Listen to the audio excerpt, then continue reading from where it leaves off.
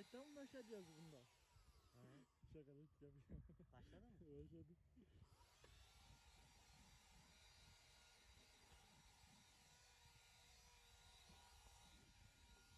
İbrahim'den sana mesaj geldi. E-ticaretçi İbrahim.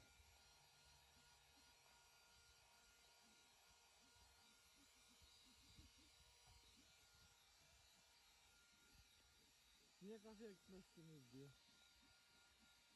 Lan ne yapacağız bu kafeyi? Buraya alıştırdı. Öyle değil mi? Anlamıyorum ki.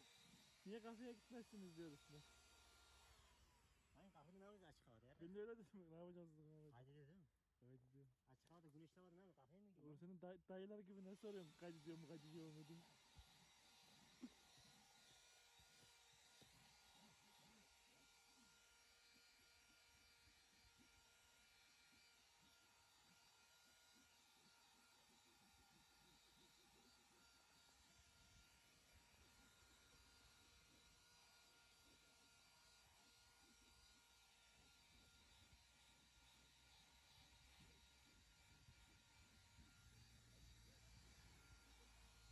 Ben şurada pislik var.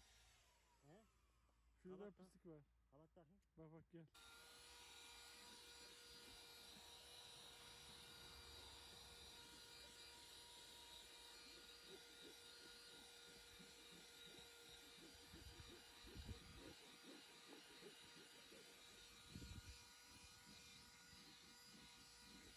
Hazır değilmişsin, şu ayakkabımı da temizliyorum lan.